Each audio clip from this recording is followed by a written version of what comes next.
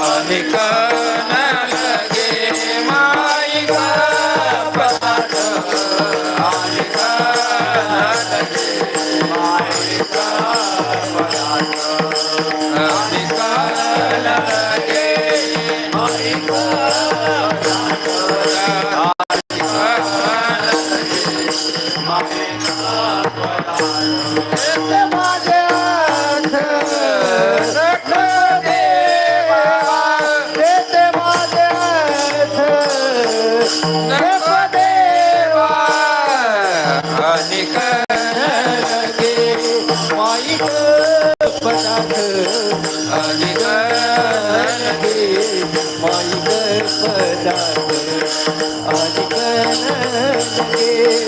Mic पदार्थ Anik mic पदार्थ तेथे माझे अर्थ नको देवा तेथे माझे अर्थ नको देवा अनिक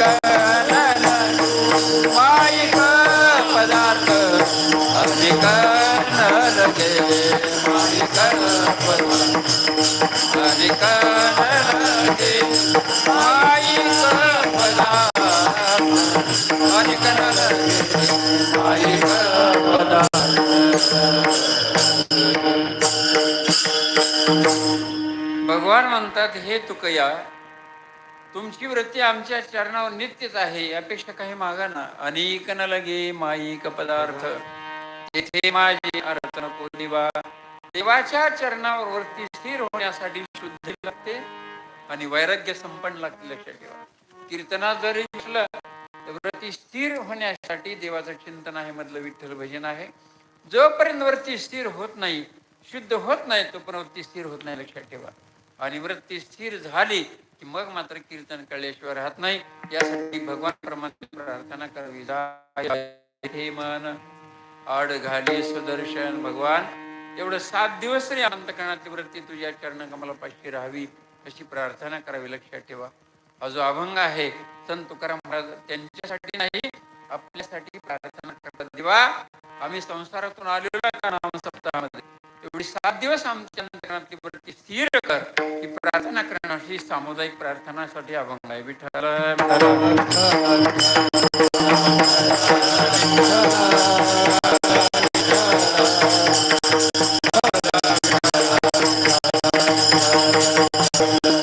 हे भगवान पांडुरंग परमात्मा अनिक न लगे माईक पदार्थ तेथे माझे अर्थ नको देवा.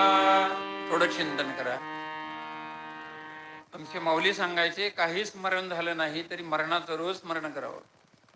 आतापर्यंत जी मी कमवलेली माणसं आहे, धन आहे, ऐश्वर, याजाने माझ्या मरणाचा काय संबंध आहे का, असं कधी आपण बसून विचार केला का? खरं सांग, कधीच विचार पण करत नाही. माऊली सांगायचे, हा विचार करा, झोपेतून उठल्याबरोबर एके दिवशी मी मरणार आहे, मग आम्ही जोडलेली माणसं आहेत, जोडलेलं धन आहे, याचा काय उपयोग आहे का? धनदारा पुत्र जन बंधू रे पिशून सर्व मिथ्या हे जाणून देवाची धनदारा पुत्र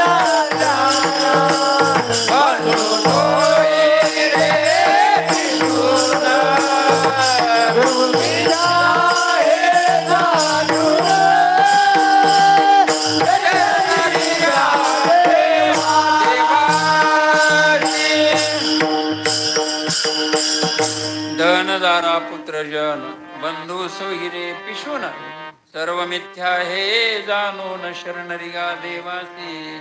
महाराज सांगतात, ते धन जे आहे ना, धन जे आहे, एक श्लोक सुंदर आहे, लक्षात ठेवा. इकडे लक्ष द्या. एवढा श्लोक जरी 7 दिवस लक्षात ठेवला ना, तरी कीर्तनाचं, चला कीर्तनाला म्हटल्यावर आपण पहिल्यांदा येणार.